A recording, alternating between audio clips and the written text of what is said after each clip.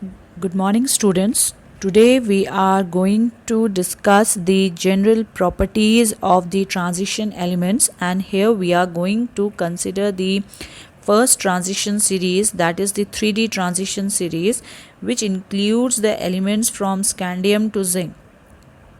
Now, if you just have a look on the electronic configuration of these elements from scandium, there is the gradual filling of the 3D subshell. The atomic number of scandium is 21. So, the configuration which is written here is the condensed form argon. Then we have got 4s2 filled up first, and then there is a filling of 3D1. Similarly, you can see here that titanium and vanadium, there is filling of the 3D subshell. But when it comes to chromium, right, it should have 3D4 and 4s2. But to get the stability, right, contributed because of the half filled configuration, the one electron will from 4s is going to jump up to the 3D subshell, and hence now the configuration is be 3d5 4s1. Then again from manganese, iron, cobalt and nickel, there will be gradual filling of the 3D subshell, and now the pairing is taking place of the d electrons. Now when we come to copper, again there will be that 3d9 and 4s2, but again to get the completely filled 3D configuration, which is a stable configuration, one electron will jump from 4s subshell to the 3D subshell, and we will have 3d10 4s1 configuration of copper. Next is the zinc, where the configuration is going to be argon 3d10 4s2, right? So this is the electronic configuration of the first transition series, right, that is the 3D series. Now students, we are going to discuss the atomic radii and the ionic radii. This is the one of the important properties of the transition elements, and the chemical properties are going to depend upon the atomic and the ionic radii. The atomic radii of the transition elements is intermediate between the S and P block elements, and it has been observed that the atomic size first decreases till the middle, it will become constant and then increases toward the end of the period, right? So the atomic or the ionic radii first decreases till the middle, and then it will become constant for a while, and then it will start increasing toward the end of the period. The new electrons enters a d orbital each time the nuclear charge increases by unity. So when we will move across the period, right, what will happen? There will be increase in the d or electron in the d subshell. As a result, the nuclear charge is going to increase by a unit.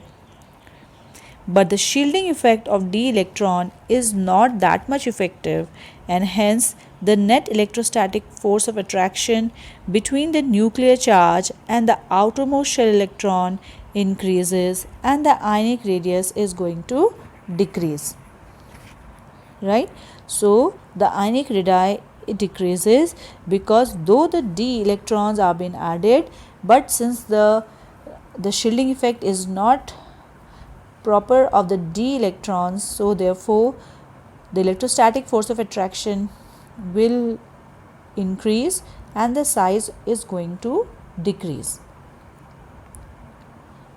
Now the increased nuclear charge is partly cancelled by the increased screening effect of electrons in d orbitals of the penultimate shell. So it is true that there is an increase in the nuclear charge, but as the number of the d electrons will increase, when the number of d electrons start increasing, right, it is going to cancel or neutralize the effect of the increased nuclear charge due to increase in atomic number, and constantly and as a result or consequently what will happen, there the atomic radius will remain almost unchanged after chromium. Right? So when the increased nuclear charge and increased screening effect balance each other, the atomic radius becomes almost constant. Then there is the increase in the atomic radii toward the end, and that is because of the inter-electronic repulsion. Now inter-electronic repulsion here means the electronic repulsion of the d subshells, d orbitals. So once the 5 electrons have been filled up in d orbitals, then the pairing of the d orbitals electrons is going to take place. The repulsive interaction between the paired electrons causes the increase in the atomic or the ionic radii, and hence there is a, we can say, increase in the atomic radii, a slight increase in the atomic radii at the end of the each period. So here we can see in the graph that, and it is for the 3 series 3D, 4D and 5D, right? You can see along the x-axis the elements are written, and along the y-axis we have got the radius of these radius has been mentioned in nanometer. So you can see that firstly there will be decrease in the series. The green line shows for the first series, blue is for second and red is for third. You can see that there is a decrease in the atomic size. Meanwhile from chromium onward, manganese, iron, cobalt and nickel, especially for iron, cobalt and nickel, there is almost similarity, or we can say the constant, the atomic radius it just about to get constant, and then there is a rapid increase in the size, or there is a gradual increase or a slight increase in the size of the atomic radii from copper to zinc, right? So in the first transition series there will be 3D subshell which will be progressively filled up, and in the second transition series the 4D subshell, and in the third transition series there will be 5D subshell which will be filled up. And you can see that the 4D and 5D, right, they are almost, we can say the size is almost similar, right? So the 4D and the 5D subshells which will be filled up, right, here we can see that the difference in the atomic radii of 4D and 5D is very less, as we will come to know later that they undergo the lanthanoid contraction. Now there is an increase from the first 3D to the second 4D series element, but the radii of the third series are virtually the same as the 4D, right? So this is due to the intervention of the 4f orbital, which must be filled before the 5D series of the elements begin. Hence there is a steady decrease in the atomic radii from lanthanum due to poor shielding effect of inner core electrons, that is 4f electron, which is known as the lanthanide contraction. Hence we can say that the third, that is the 5D series, are virtually as same as that of the 4D series, right? Next characteristics comes to be the melting point and the boiling point, right? So the transition elements, they have got high melting point and boiling point, and this is because of the strong metallic bond, and which is caused because of the half-filled d orbitals, right? So high melting point and boiling point is due to the strong metallic bond and the presence of the half-filled d orbitals. The involvement of the greater number of n-1 d electrons in addition to the ns electrons in the inner atomic metallic bonding, right? So we can say that the metallic bond the metallic bond is because of the presence of the number of the electrons in the n-1 d subshell along with the ns electrons. So because the stronger interatomic bonding, the transition metals have got high melting point and boiling point, right? Or in other words we can say that since the metals have got high enthalpy of atomization, hence the metallic bond is formed, right, due to the interaction of the electrons in the outermost orbitals. So since they have got greater number of the unpaired electrons, d subshell has got greater number of the unpaired electrons, hence the strength of the metallic bond, right, is going to be high, and hence it will have the high melting point and boiling point. So students, whenever the question is asked that why the transition metals have got high melting point and boiling point, right, so this you can attribute because of the presence of strong metallic bond, which is the outcome of the high enthalpy of atomization, which in turn depends upon the number of the unpaired d electrons which will be available in the transition elements. Greater the number of the unpaired electrons, right, so here the melting point is going to be very high, or melting and boiling point is going to be high, right.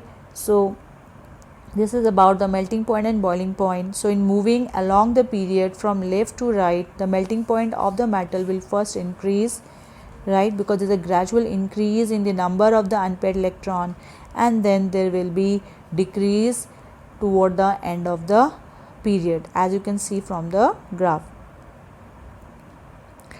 The melting point of these metals rises to a maximum at D5, except for the anomalous value of manganese and technetium, and there is a fall regularly as the atomic number increases, right. Manganese and technetium, there will be generally there is a melting point is going to rise to a maximum up to D5, except for the manganese and technetium, and there will be, then after that there will be gradual fall as atomic number increases. Now the strength of the interatomic bonds in the transition elements is roughly related with the number of the half-filled d orbitals. In the beginning, the number of half-filled d orbitals increases. That means the gradual there is an increase in the configuration of the d orbitals, and the number of electrons, they are gradually increasing, leading to the half-filled configuration, right. Hence there is an increase in the strength of the interparticle, or let's say interatomic bond. But thereafter the pairing of electron in d orbital starts, and the number of half-filled orbitals decreases the number of the students. Now the next property of the transition elements is the colored ion. They have a tendency to form the colored ion. Most of the compounds of transition metals are colored in solid state as well as in the solution form. This is just in contrast to that of the S and P block elements, which are generally white in color. The elements or the ions having unpaired electrons produce a colored compound. This is a general rule that the elements or the ions which will have unpaired electrons will produce colored compound. Now these are the different compounds having the different colors, right. So you can see that the titanium and scandium oxide and are the generally white in color. Zinc sulfate heptahydrate is too white in color, right. Manganese chloride tetrahydrate is also white in color, whereas the rest of the salt which are shown in the picture, they are having a particular color, right. So how we can explain the color of the compounds of the transition metals? Now in a single line we can say that due to presence of incomplete n-1 d subshell, right, they show color of the compounds, but actually the color of the compounds is because of the phenomena of crystal field splitting. Now the compounds of transition metals, the energy of the 5 d orbitals in the same subshell do not remain equal when the ligands approaches them, right. We have gone through it in coordination compounds too, that the ligands approaches along the axis. Now the orbitals which will be oriented along the axis, right, they will have the maximum repulsion, and hence what will happen, the energy is going to rise up. So it was found that the among the 5d orbitals, dx square minus y square and dz square, these orbitals energy gets risen up, right, and they are known as the EG set of orbitals in the octahedral field, and the T2G set of orbitals are the orbitals which are lying along the plane, that are dxy, dyz and dxz, right, and the phenomena is known as the crystal field splitting. Now you can see in the diagram that on the we have got 3d orbitals in the free ion which are degenerate. So when the ligands approaches,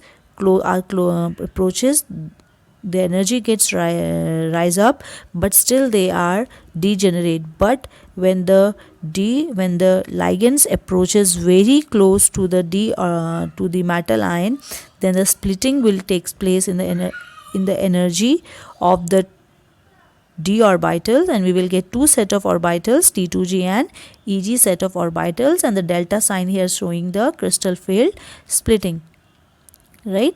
So now here when the complex is in the ground state, right, GS here indicating the ground state.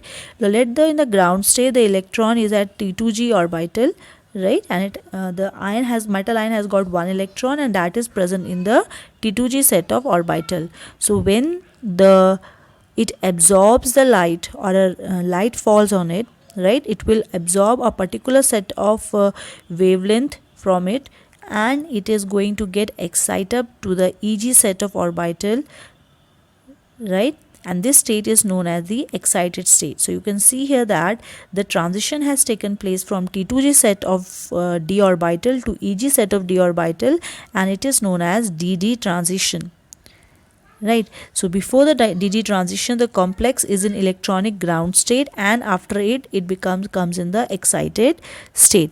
So when the white light falls on the transition metal, some of its energy corresponding to a certain color is absorbed, and electron is raised from lower energy to the higher energy. The excess of other colors which are the part of the white light gets transmitted, and the compound appears to be colored, right. So the color which is observed is always a complementary color of the color which is been absorbed by the substance, and this we have discussed earlier also. This is the color wheel, right. If the red color colored wavelength will be absorbed from the visible light, the compound will appear to be green, right. If the yellow part is absorbed, it will appear violet, and if it is orange, it will be blue. It can take place vice versa also, right, students. So here is the relation between the absorbed and the observed colors, right. This is the table where you can see that the absorbed color, if it is violet color having the wavelength 400 nanometer, then the observed color will be green yellow, which is its wavelength is lambda wavelength is 560 nanometers. Similarly, the red colored, if it is absorbed, its wavelength is 650 nanometer. So the observed color which will be transmitted, right, will be green, and its wavelength is going to be 520 nanometer, right, students. So hence we can conclude here that the transition elements forms the colored compounds because of the DD transition of the electron which is present in the d orbital, right, students. So just students, what the topics which are covered today, just get it noted down in your notebook and just go through it very carefully, because this unit is completely theoretical and you have to make a proper notes for it, right, and you have to go through it properly, and it's a mark scoring unit also.